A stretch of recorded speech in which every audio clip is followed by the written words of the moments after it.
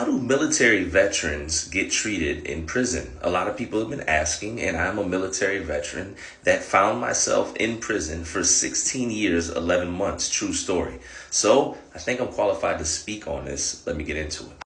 My name is Christopher Life Willers. I'm a social content creator, formerly incarcerated person, and former United States Air Force active duty veteran during 9/11 at that.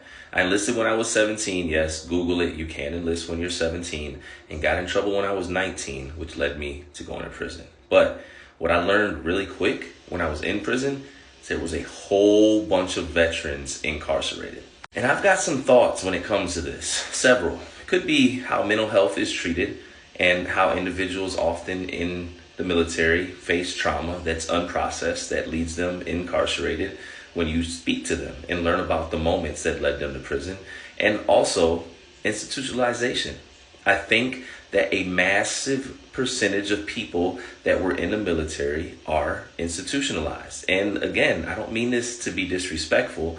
I just mean this based on the conversations that I have with, well, not just formerly incarcerated vets, but people that are still active in the military that can say that there are a lot of similarities between prison life and military life. In regards to what goes on in the prison, I would say this. A large majority of the veterans often have the opportunity, depending upon the state, to be housed inside veterans' dorms. Yes, in the Commonwealth of Virginia, where I was at least, they had special housing units just for veterans of any of the military branches, and they were able to be housed in there, and they were afforded typically different types of programs and opportunities that may not be afforded to the rest of the population. And oftentimes this could be a good thing, but also a bad thing because they could be singled out by the rest of the population on the camp.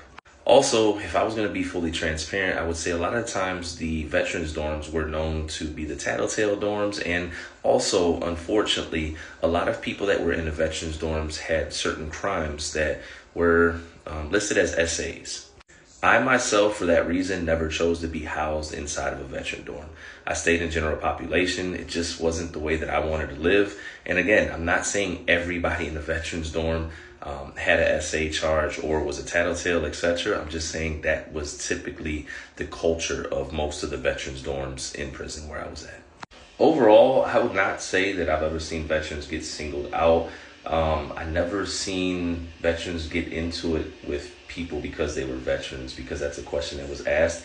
I do see veterans getting respect more from correctional officers because a lot of correctional officers were veterans or part of the military, etc.